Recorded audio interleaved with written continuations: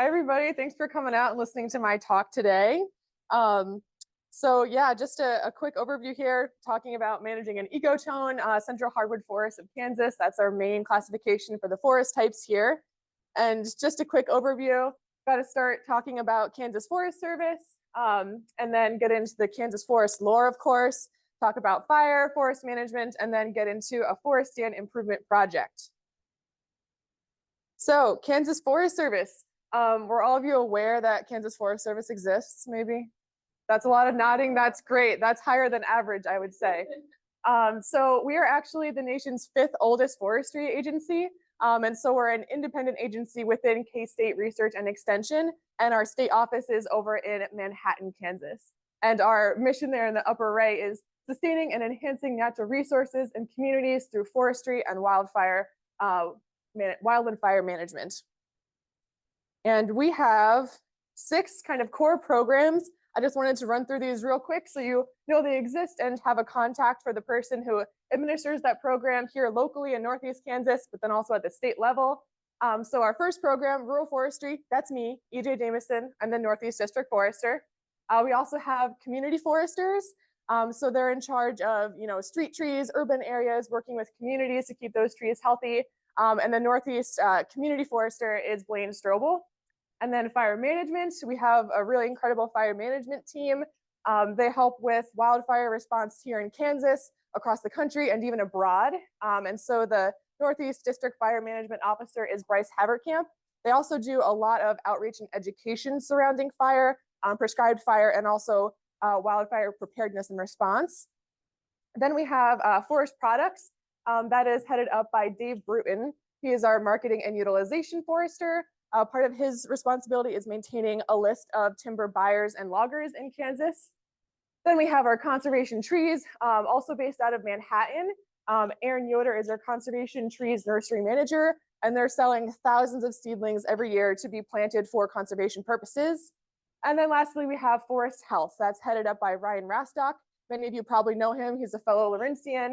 He's our forest health coordinator, and he was actually the district forester before I started. So that's a brief overview of all of our programs. But today we're going to be talking about rural forestry, which is what I do. So rural foresters, there are 7 of us scattered across the state. Our districts are shown here in these different colors. I'm up here in that yellow covering 10 districts or 10 counties. So we provide forestry technical assistance to Kansans, and primarily private landowners because 98% of Kansas is privately owned. So from 2019 to 2023, we serviced 2,479 requests. And those are anything from site visits to meet with landowners, talk about forest health concerns, collect a bunch of forest inventory data, and then also actually mark trees for these forest stand improvement projects we'll talk about to indicate which trees should stay there and which trees should go.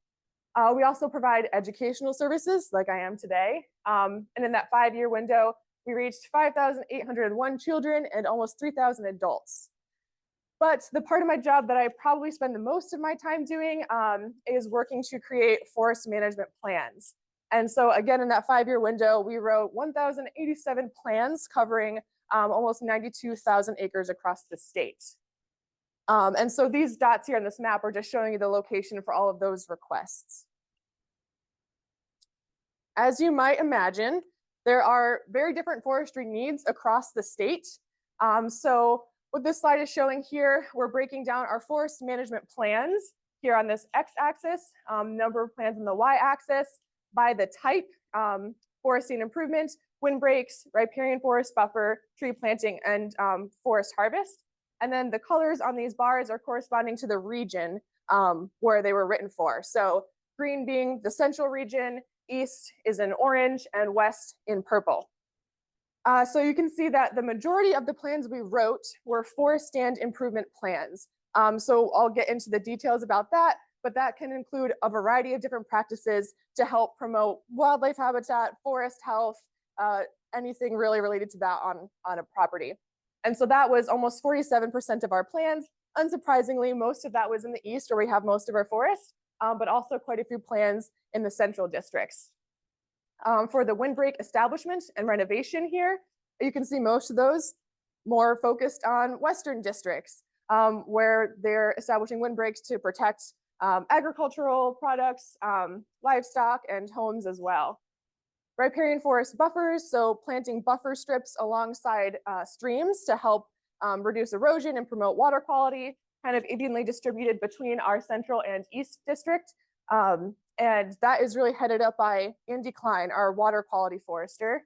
And then tree planting, only 7% of our plans, kind of evenly distributed.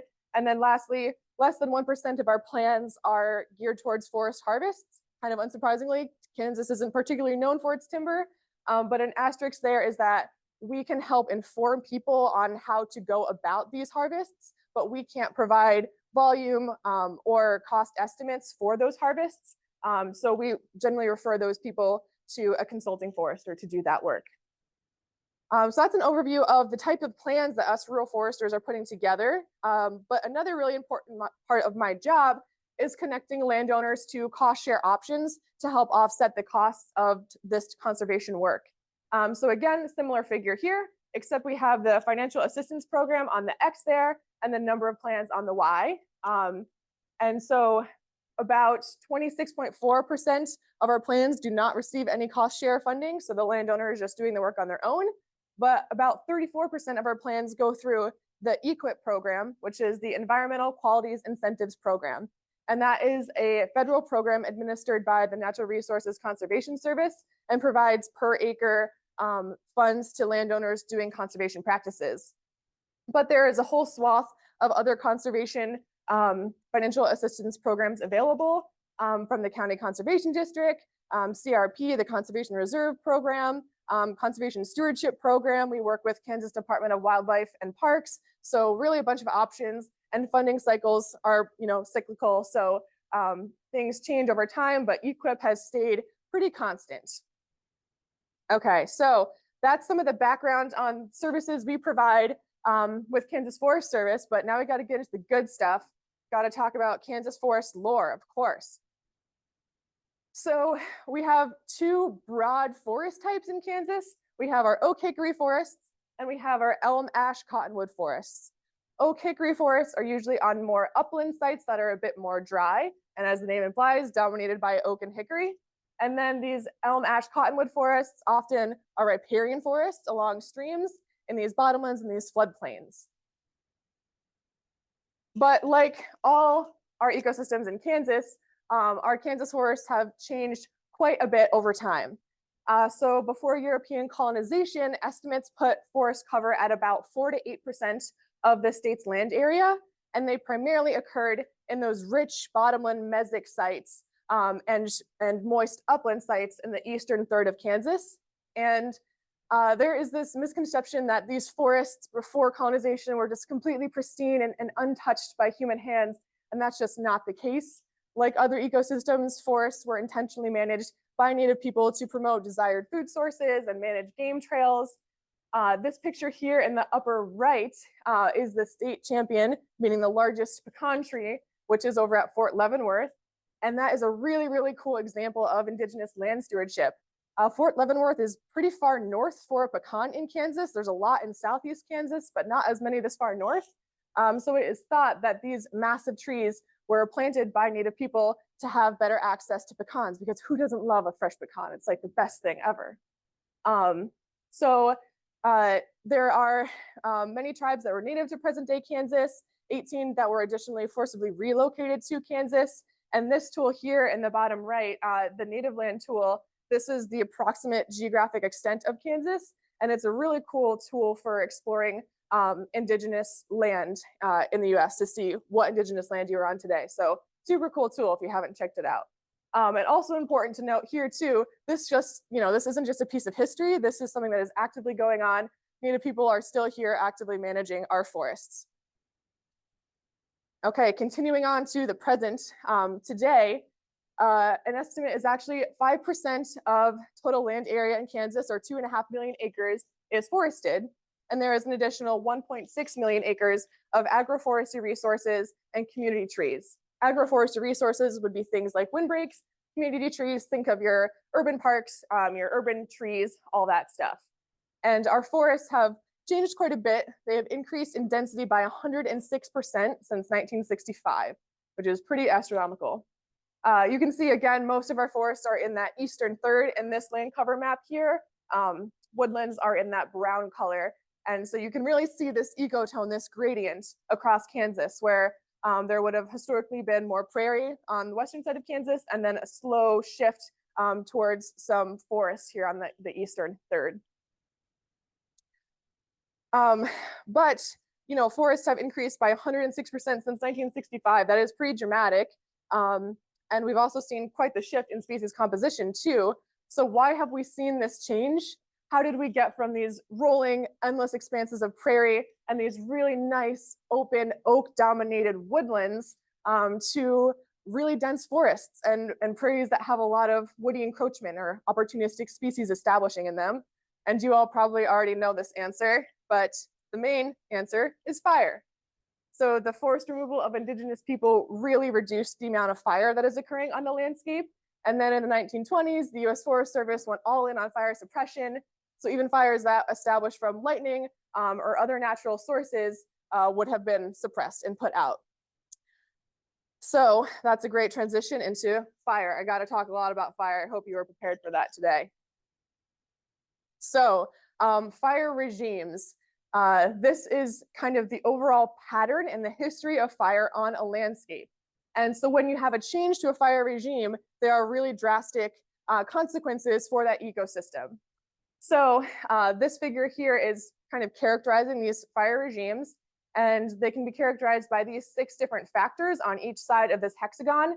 The inside shows the specific character, and then the gradient on the outside with those arrows shows the gradient in that character, and then outside of the hexagon is showing the different factors that affect that character. So the 2 main ones, fire interval and fire intensity. So fire interval is the time between fires, really short time or really long time. Fire intensity, basically how hot is that fire. Then we have seasonality, what time is fire occurring in the year. Horizontal spread, is it really patchy or is it contiguous across the floor? Vertical spread, is it going up on structures like trees or is it staying on the surface? And then fire size, what is the geographic area that this fire is covering? So you can see how there's kind of a spectrum on the inside of this hexagon here. And if you change any one of those factors, you're going to change that fire regime and you're going to change that ecosystem. So what we're seeing in a lot of parts of the US is we're seeing this fire regime 2 here towards the bottom left there. That might have been our historic fire regime in a lot of areas with really short intervals and really low intensity fires. So a lot of fires that were coming through, but they were pretty low intensity. And we're seeing the shift towards fire regime 1. Now there is long intervals between fires, a big accumulation of material, fuel, and then so that fire now becomes more intense. So you can really just kind of see how fires can kind of move along in that spectrum. So those fires have really key consequences for the ecosystems they're in, and ecosystems are really maintained by those fire regimes, all of those factors. So this is a pretty cool paper that came out of Kanza, I believe. And so it was looking at the fire return intervals that maintain certain ecosystems. And so they were seeing, well, the one asterisk I will point out here is that I would not call that a woodland. That's just like cedar encroachment. But aside from that, this is a really cool diagram. So grasslands, pretty frequent fire, 1 to 3 year return interval. If fire is not occurring, it can kind of shift along that spectrum to become a shrubland, which was maintained by a 1 to 8 fire return interval. Again, if fire is not occurring, it can keep moving along the spectrum. Greater than 8-year fire return interval, now we start to have more woody plants establishing and woodlands establishing, things like cedars kind of coming in. And that, again, could be 3 to 8 year plus. You can also move backwards along the spectrum, but again, they're listing that as an unknown opportunity. What is going to cause that? Maybe it's a really severe fire, or maybe it's reintroducing something like grazing. So again, a spectrum that you can move either way on. This data comes from the Landfire Rapid Assessment Vegetation Model. And so this is just showing the vegetation communities here in Kansas. Central tallgrass prairie, oak savanna, and oak woodland are the ones I picked out. And so it is showing the fire regime characteristics broken down by the fire severity. So a replacement fire, a really intense fire that is essentially replacing that ecosystem, a mixed severity fire somewhere in the middle, and then a surface or low intensity fire that's just kind of creeping along the ground. So starting up in that central tallgrass prairie, 75% of fires are replacement fires. And that's happening about every 5 years, that mean return interval. Oak savanna, 76% of those fires would just be the surface or low intensity fires creeping along that forest floor. And that's happening every 4 years. Oak woodland, now 98% of fire are those surface or low fires happening every 7.5 years, or a replacement fire, 2% of the fires happening every 450 years. So again, you can just really see how fire is just so important to maintaining the characters of these ecosystems. But what happens when we start to see that fire regime shift? This is maybe my favorite figure, if one can pick such a thing. But it comes from a really great paper, Nowacki and Abrams in 2008, where they coined this term mesification, meso meaning wet. And so what this figure is here is showing this process of mesification. So if we start there, pre-1900, this is in Kansas, but also across a lot of the eastern United States, a lot of our ecosystems were much more open or more early successional, if you will. And they had fire coming through at their historic intervals, at their fire regime. But with the adoption of fire suppression shortly after the 1900s, we have more woody plants establishing and growing up. And those plants cast shade, right? So now we have canopies starting to close, and they're throwing more shade on the ground. That creates more humid microclimates and further encourages shade-loving species, which makes even more humid microclimates, which encourages more shade and mesic-loving species. And eventually you get to this point where there is really decreased flammability in that leaf litter layer, because those mesophytic species have leaf litter layer that gets really wet and just kind of slaps on the ground.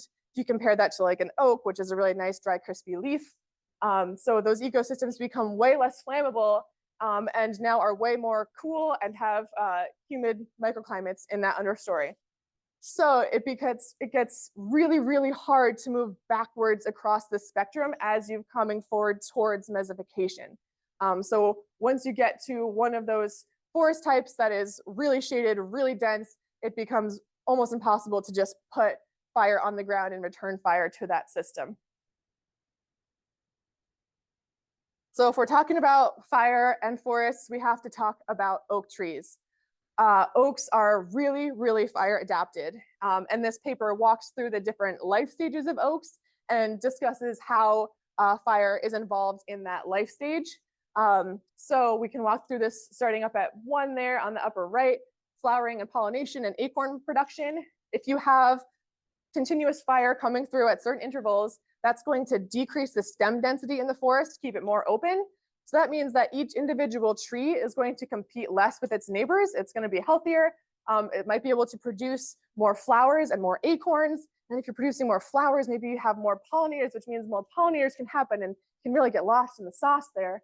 But again, that fire can help even just the flowering and the acorn production. And then as you move along towards acorn germination and seedling establishment, fire can help to prepare that seedbed for acorns. So acorns really want to land on some nice, bare, exposed mineral soil, and fire will do that and prep that seedbed. Moving along into seedling development, oak seedlings are really fire adapted. They have they hold their bud actually right under the forest floor and under the soil, so it's insulated from fire. And they also put a lot of effort growing down into their roots as opposed to up in their shoots. So if you have a fire come across and top kill that oak, it is primed, it is ready to resprout and respond to that disturbance. Continuing along as those seedlings develop, if you have fire coming through, you have more gaps, so you have more sun hitting the forest floor, and oak seedlings are not very shade tolerant. They like to have that sun hitting their leaves, and that is what they need to recruit and to respond, to grow up from a little seedling up to a sapling, and then eventually to recruit into that overstory. I see a lot of times forests that actually have a lot of oak seedlings, but there are no oak saplings. They're just hanging out there in that seedling stage. They don't have enough sunlight and they're not able to actually grow up. Um, so if you compare like an oak here, very fire adapted, hickories are also pretty fire adapted. You compare that to something like a hackberry or an elm tree or an ash tree, those trees are very shade tolerant and they do not do well in fire. So if we take a hackberry seedling, that seedling is putting all of its effort into growing up towards the sunlight. So if you have fire come across, there's a good chance you're going to outright kill that little sapling, where that oak sapling is going to be ready to respond and resprout. So really light and fire are the differentiating factors for our native trees. We have our oaks and hickories, really fire adapted, shade intolerant, relatively shade intolerant. And then we have trees like our elm, ash, hackberry, which do not like fire, are not fire adapted, and they are very shade tolerant. So again, if we're talking about that mesofication spectrum, we're starting to see our forests shift from oak hickory dominance towards the more shade tolerant, fire intolerant species. And you can really see that when you walk through the woods and try to read the forested landscape. What are the trees in your big size classes? In a lot of areas, that would be your oaks and your hickories. And then the trees in the small size classes are disproportionately the hackberry, the elm, the ash trees. So those are the trees that are regenerating, that are establishing in the shade. And those are the trees that you will have in 50, 100, 150 years after the mature oaks start to peter out, right? So really looking at what is there, what is in your forest understory, what is ready to replace the more mature, larger size classes. Talking about fire, got to talk about the prescribed burn at Rice Woodland. I'm sure you've all heard about this. You got to talk to Sheena about it, but really awesome project. Last November, we got like over 30 researchers, KFS foresters, firefighters out to do a prescribed burn at Rice Woodland. And yeah, I'm really excited to get there this spring to see how things shaped up, but a really great project to return fire to a system that hasn't seen fire in decades. Okay, that's a good segue into forest management. So life as a forester, that is where I spend most of my time, is thinking about this active forest management. Again, I work with private landowners to put together these forest management plans to achieve their specific objectives. So I'll talk more specifically about these different prescriptions we write. But again, a lot of time spent on the ground, looking at these forests, collecting data, and figuring out how can we manage this forest to achieve these landowners' objectives. So there are, to the forest management process, there are kind of 3 phases. First one is assessment. We need to know exactly what is there. We need to look at that species composition and the stand structure.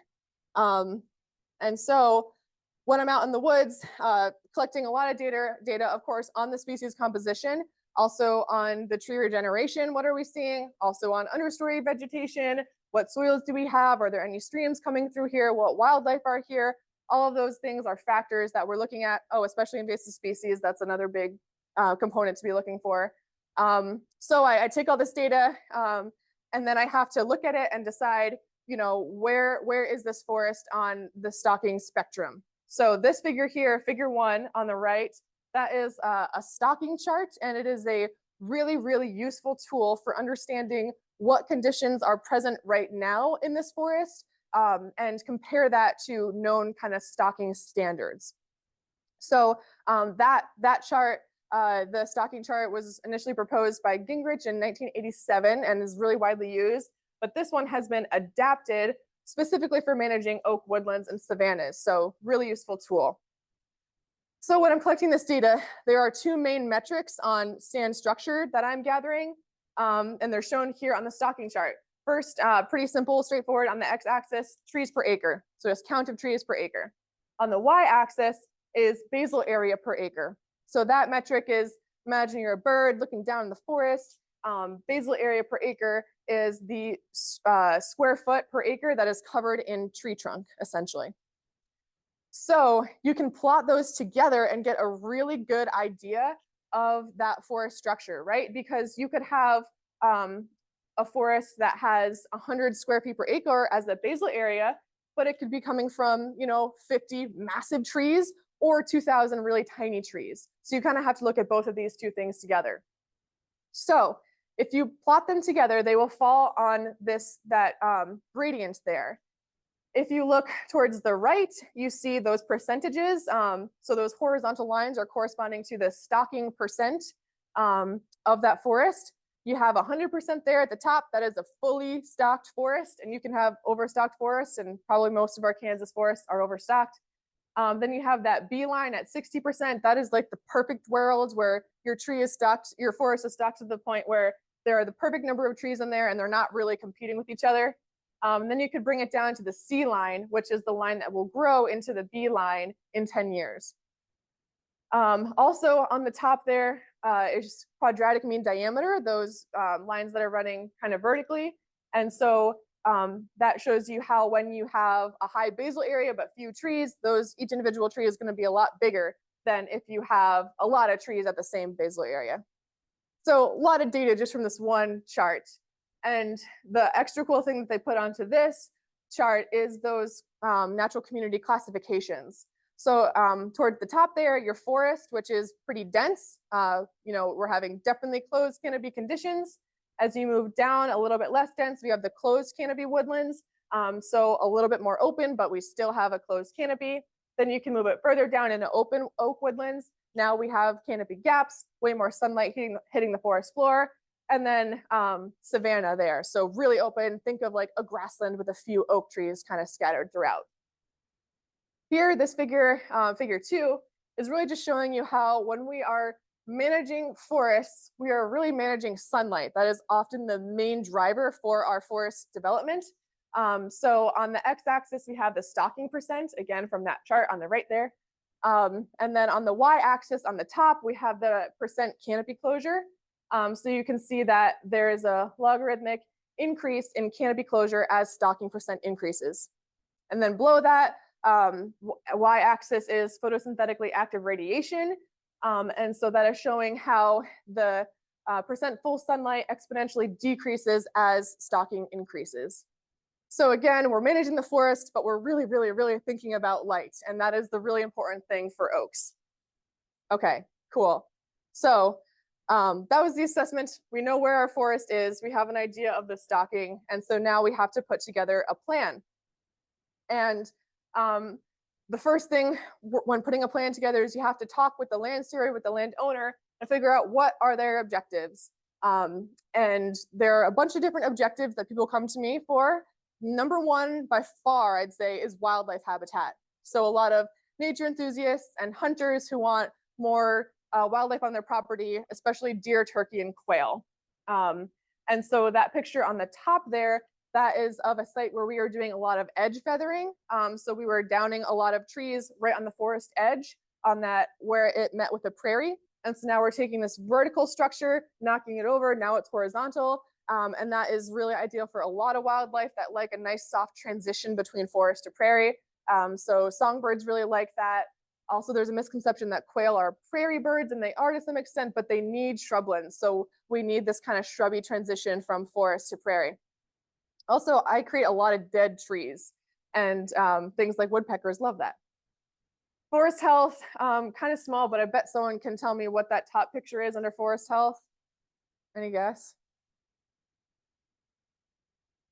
Uh-huh. Yeah. Yes, exactly. So that is a picture of ash tree bark with emerald ash borer exit holes. So emerald ash borer, invasive insect, and we're really on the western extent of its range here in the US, but it is really rapidly killing our ash trees. Also related to forest health, that's bush honeysuckle, my nemesis. That is probably the #1 threat to Kansas forests. Just it creates this really dense mid-story, completely shades everything else out, and nothing grows under it. So now we have bare exposed soil, and then the plant roots are super shallow, so it's not even anchoring the soil. So it's really it's a nightmare. And people always say, well, I see birds using that. And I'm like, yeah, because that's the only thing there. Our native vegetation is much better habitat for our wildlife. Biodiversity, kind of similar to forest health, managing these forests. So many different species can thrive in there as opposed to just a handful. And I think that is just super important for so many reasons. Wildlife are going to use a diversity of plant species. It's important for those plants to exist in their own right. And then also for resiliency in face of stressors like emerald ash borer. If all of our trees that you plant in the city are ash trees and then they all die at once, that's not good. So important to have that resiliency baked into our ecosystems. Next up, restoring function. Andy Klein, again, our water quality forester, he built this direct seeder there out of like old farm equipment or something. It's amazing. And he does a lot of riparian forestry work. So planting trees and shrubs and then instilling other structures that help to slow down or prevent erosion and then increase that buffer width. So we're protecting our water and providing more water filtration benefits and all of that good stuff. Next up, forest products. Of course, you can manage forests for a source of income. That top picture is of a walnut plantation. And then this bottom picture is of a bunch of Osage orange logs that were harvested off of a TSI project recently. So the really cool thing about this is that you don't just have to have one objective. You can have multiple objectives and you have to put together a plan that is going to work for all of them. So it's a really cool system to get to be involved with. That's kind of what drew me to forestry. You get to dabble in all of these different areas, not just one specific thing. Okay, so now we have all of our objectives figured out. Here comes the tough part. We have to put together the prescriptions that will help achieve these objectives. And so this is where silviculture comes in, and that is a super cool word. The definition is the art and science of controlling the establishment, growth, composition, health, and quality of forests. So you probably have heard of like sustainable forestry, those types of concepts. If you are applying silviculture, thinking about the whole system, then your forestry is by definition going to be sustainable. So here are some examples of some silvicultural prescriptions that we commonly write in Eastern Kansas. And you don't have to just pick one, you can pick multiple. Again, it depends on your objectives and those existing site conditions. So let's start here. Variable density thinning. I'll just give you a quick overview of these. So variable density thinning, pretty self-explanatory. We're prescribing a thinning that is occurring across the stand, but it's not at like a uniform density. We're looking at the site-specific concerns and thinning maybe heavier in some areas where there's maybe a lot of undesirable species or some really desirable species that would benefit from being released. So it really allows you to get into the uniqueness of the site and the specifics of those trees. Crop tree release. This is often for like black walnut, which is our #1 timber producing tree in Kansas. So it involves finding your crop trees, your really nice trees, and then releasing them from competition. So kind of clearing out around that tree crown. That's going to get that tree more sunlight and less competition with its neighbors. The shelterwood system here in the bottom, there are a lot of variants of the shelterwood systems, but typically what they're trying to do is to regenerate a new cohort of seedlings under an existing overstory through successive thinnings. And you can get really into the weeds on that, which I won't do, you're welcome. And then another really important tool that we use is called mid-story control. And so you can spend your whole life managing the overstory perfectly, but I was mentioning earlier when you're talking about mesofication, some of those tiny shade-tolerant trees that establish in that mid-story. So that tree closest to the camera, kind of hard to tell, but it's a hackberry. And so a lot of our forests have really, really dense, pole-sized hackberry, ash, and elm trees all throughout the forest, and they're actually casting a lot of shade. So if you just focus on that overstory and you don't think about that midstory, you're releasing those trees that are already there. And those are the trees that are going to replace the trees you just pulled out, and you're not going to get any sunlight onto the ground. So I'd say on most of my plans, I include that, got to thin out that midstory. And then, of course, prescribed fire, really, really important tool that I already talked about. But the difficulty with prescribed fire is figuring out where it fits in with all of these others and the timing and all that. So that's where it gets a little bit tricky. Okay, so we got our prescriptions written. We hired a contractor. We went out there and implemented the plan.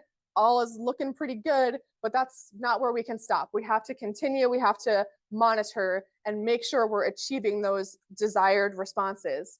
So did we thin the canopy enough? Did we get to that desired stand structure? If I said, we're going to get this to an open oak woodland, Is it open? Is there enough sunlight getting into that forest floor? Are there enough gaps? Are we seeing oak regeneration occurring? And not just seedlings, are we seeing those seedlings start to mature and turn into saplings?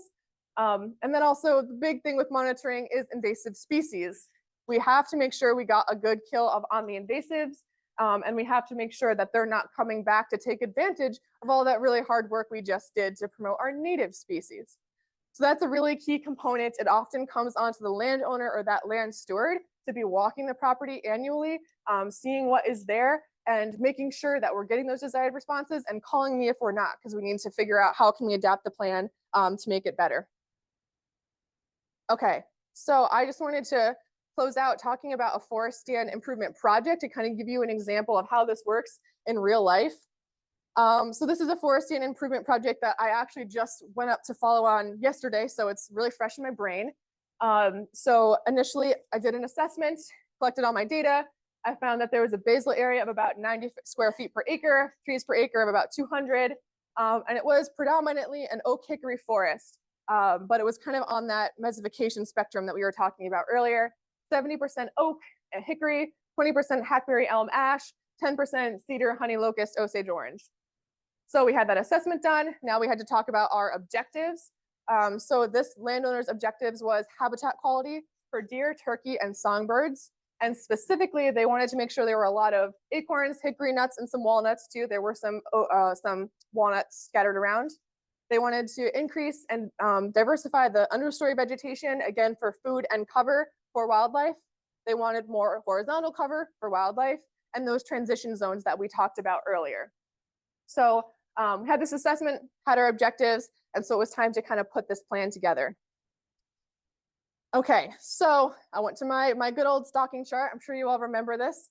And so I plotted it out. We had our basal area of about 95 square feet per acre. We had our trees per acre of about 200, and that put us right about 80% stocked in that forest classification. Based on those landowner objectives, a forest is not going to provide all of those benefits that he was looking for. So we wanted to put together a management plan with prescriptions that would help achieve that goal. So very first thing, before I even thought about anything else, invasive species control. Got it. They had a light to moderate bush honeysuckle infestation. We had to get that under control before we pulled out any trees, even tiny trees, because you're going to put a lot more sunlight into that system. And it's not just oaks that love sunlight. Everything loves sunlight, especially bush honeysuckle. And it would go crazy if we didn't have it under control. So first thing was, while we were still in this forest sense, we removed that bush honeysuckle and got pretty good kill. Okay, next up, our next prescriptions were that variable density thinning. And so we were trying to reduce the stand density by approximately 40%. Again, variable density, it's not just one metric across the whole landscape. We were really looking at what specific trees and what specific site factors were influencing. And then we also applied that mid-story control. So we killed a lot of full-sized hackberry and elm trees to, again, open that up, get more sunlight on the forest floor to help out with the recruitment of those oaks and hickories. Okay, so we got those practices implemented. They worked with a fantastic contractor. And so now that we had it kind of in the stand structure we were looking for, we wanted to maintain it with prescribed fire. And so I kind of think of these mechanical options, those first three, as kind of like hitting the reset button, essentially, on what decades and decades of fire would have maintained. And now we're going to pull fire in to maintain those open conditions, maintain that oak dominance. So these are some photos that I took yesterday. So this is a year or two out from thinning. And our projects look really messy right away because we are creating a lot of dead wood. We are killing a lot of trees. Oftentimes we're girdling trees, so just cutting like a ring around the tree into the bark, and then it's going to die standing and slowly come down over time. A lot of these trees aren't valuable, so we're just leaving them in the forest because it is really expensive and energetically intensive to get those trees out of there. So we generate a lot of dead wood, which is, again, providing some good wildlife habitat, creating some horizontal cover, which the landowner was looking for. Here's a picture of some edge feathering that was done on the property. So trees right on the forest edge were hinge cut, which is when you cut about 3/4 of the way through the trunk and push it over. And so now we have horizontal trees hanging out there on the forest floor, And yesterday I saw so many songbirds playing around in that. So that was kind of cool. And they also worked with our district fire management officer to get a burn plan, and they got a burn on the ground, which was pretty cool. These are some pictures from where it got pretty hot, which is fine, but it got pretty hot. You can't really tell from here, but there are some burn scars up to about there on that tree, and that tree was girdled, so it's fine. Again, it was a pretty somewhat, we had some hot areas, some less hot areas, so I think we got some good diversity there. But cool to see that they actually got the fire on the ground, because there can be a lot of challenges associated with that. Here's just a picture of a snag there that caught on fire, and this is just another example of how prescribed burns in the woodland take a lot longer than prescribed burns in prairies. You light that prairie burn and it's out pretty quickly. In woodland burns, you have to be monitoring it for days after the fact, because things like that catch on fire and smolder for a long time.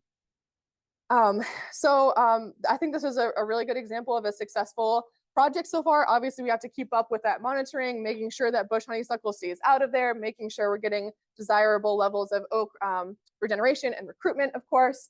And then this landowner is all out on like deer cameras and everything, so I'm sure we'll know exactly what wildlife are using it. The other key thing that was really evident in this project, but really all of our projects, is that collaboration is just so important. I can write these plans and spend hours and hours and hours on them, but if I'm not writing a plan that the landowner is excited about and invested in, it's not going to do anything.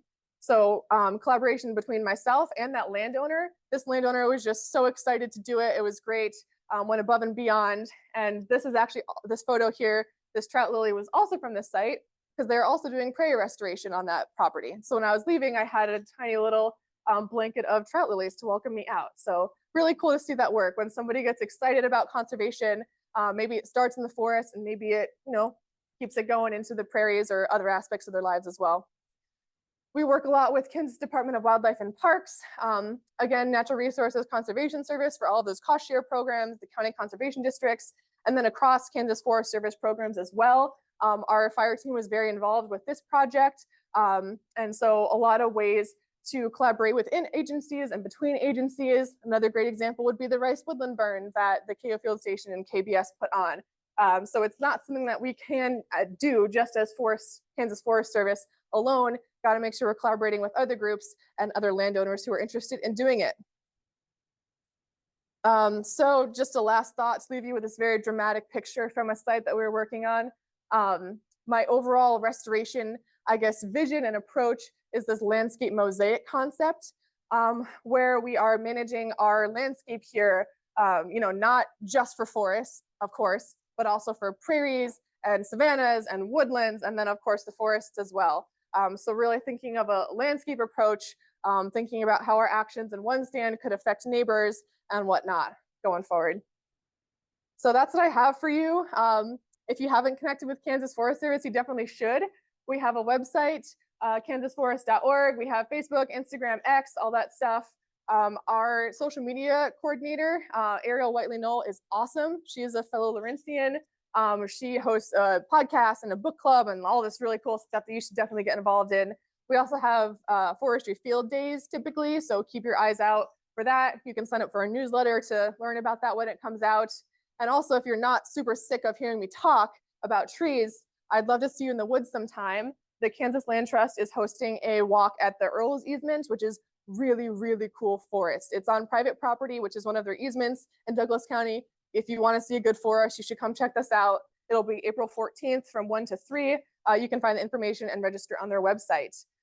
Also, keep your eyes out for announcements from KO Field Station, because Helen and I are going to be doing a class talking about, or I guess a walk in the woods, talking about forest and natural history at the Fitch. So keep your eyes out for that too. So that's what I got for you. Thank you so much for coming out.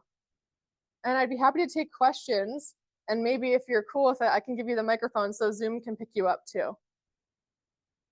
When you consult with private landowners, do they pay you, or is that covered by the state? Or Great question. Yeah, so we're a public service, so they don't have to pay me. oh, Yep. So all the services we provide are just available to any private landowners who reach out to us. Typically, we require 10 acres of contiguous forest, but oh, depends on your resource concerns too. You're paying.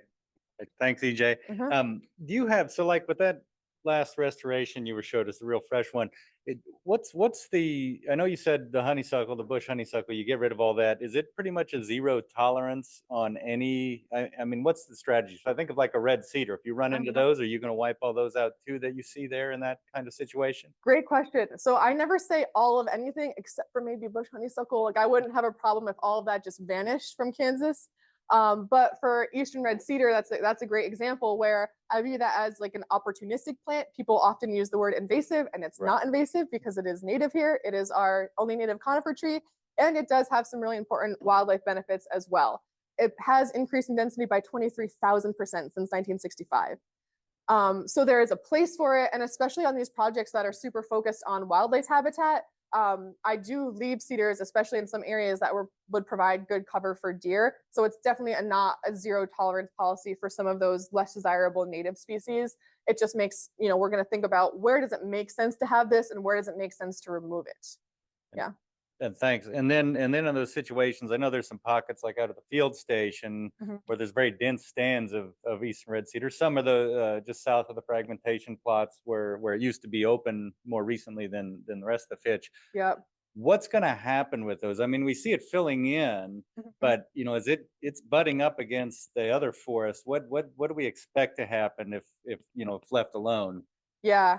If left alone, I don't think that area where the cedar is really dense is going to change much. I mean, trees are going to start to die, but they will probably replace themselves. So I think that if there's no active management, is going to stay cedar thicket until some new cedar insect comes and kills it all, right? I don't think there's really anything that's going to happen there.